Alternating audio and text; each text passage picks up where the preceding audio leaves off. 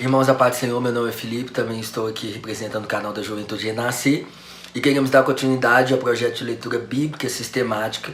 E hoje nós estamos no último livro do Novo Testamento, que na verdade é Malaquias.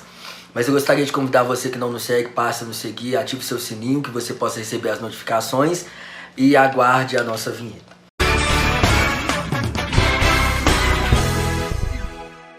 Acontece então, irmão, que o profeta Malaquias, tudo começa entre os anos 500 a.C., quando o profeta Malaquias, ele anuncia a mensagem de Deus ao povo de Judá. O povo agora também estava mais uma vez vivendo o contexto de estar disperso, voltaram-se às suas próprias iniquidades, a condição de seu próprio coração, que era errante, e Deus levanta ele para que ele venha trazer uma mensagem de despertamento, que eles retornem a obedecer a Deus. Era uma mensagem também exortativa aos sacerdotes que também acabaram de deixar de cumprir o seu ministério e viver de conformidade com o que Deus havia o chamado. Malaquias anunciou ao povo que Deus viria purificá-los. Deus traria agora um período em que eles seriam, além de ser restaurados, seriam purificados de toda a sua pecaminosidade.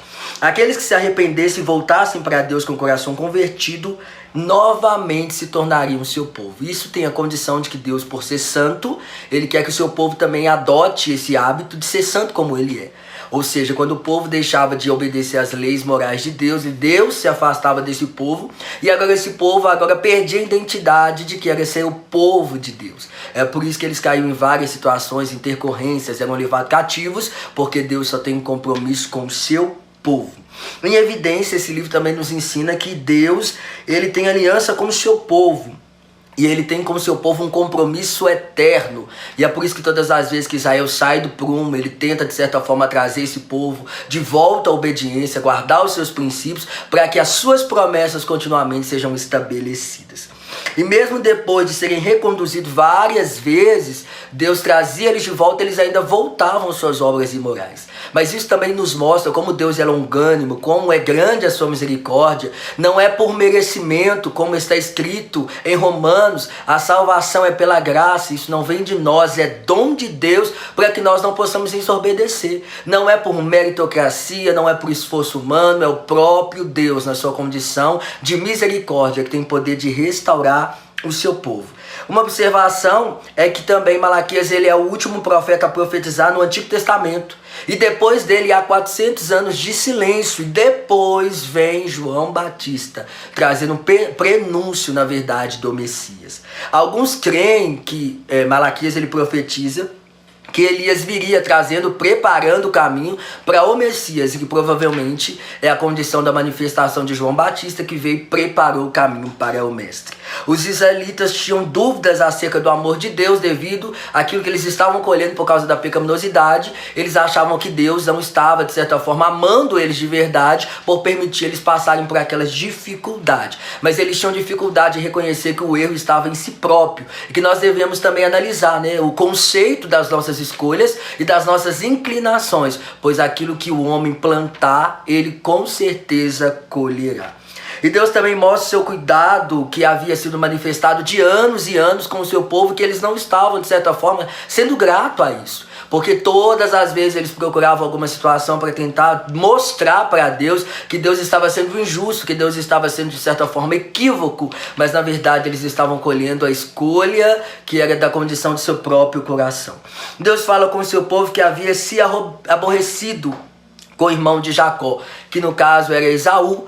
Então, na verdade, essa palavra aborrecido significava que Deus havia escolhido Jacó para que ele fosse o prenúncio, para que ele agora fosse o homem que daria ligança à geração que agora viria a ser restaurada pelo próprio Messias. Malaquias também previa o tempo em que as nações eles adorariam a Deus em sinceridade e em verdade. Ou seja, eles estavam vivendo de uma forma ritualista, costumeira, religiosa, e Deus agora traria um período não só de restauração, mas que eles o adorassem com toda a sua inteiridade.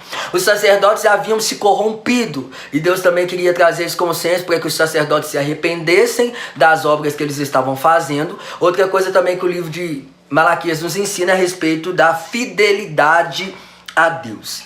A fidelidade a Deus em questão dos dízimos, das ofertas, a questão da gratidão em devolver 10% daquilo que Deus havia feito, para que a obra de Deus ela fosse sustentada e as missões fossem mantidas. E Deus ele requer de nós que nós mantenhamos esse hábito, essa exigência que na verdade era da lei mosaica, para que a obra de Deus ela tenha uma proporção ainda muito maior. E na verdade o povo de Israel, por ser infiel a Deus, de não devolver por gratidão aquilo que Deus estava proporcionando, eles estavam vendo as nações ímpias prosperarem enquanto eles estavam aparentemente vivendo em servidão. Então Deus ele trazia esse contraste para que eles tivessem a sã consciência que tudo era por causa do desvio da condição do seu coração. E acontece então que esse livro tinha como objetivo reconciliar as famílias a Deus. Acontecia muitos divórcios e era uma coisa que Deus detestava. O próprio Malaquias diz que Deus detestava o divórcio, porque os homens eles se abdicavam do casamento com as suas mulheres para casar com as mulheres pagãs. E acontece também que Deus também queria trazer essa reconciliação entre os próprios membros, porque a infidelidade é a pior desonra e manifestação de obra a Deus, tanto para com Deus, tanto para com os outros. Então que você aprenda com esse conteúdo, seja fiel a Deus, seja fiel às pessoas que Deus confiou a você, seja fiel ao seu ministério, seja fiel à condição daquilo que Deus te chamou, obedeça os seus princípios, guarde a sua lei e seja grato por tudo aquilo que Ele tem feito. Que você compartilhe essa mensagem com mais alguém, que Deus possa te edificar e que você possa extrair o melhor desse livro, em nome de Jesus.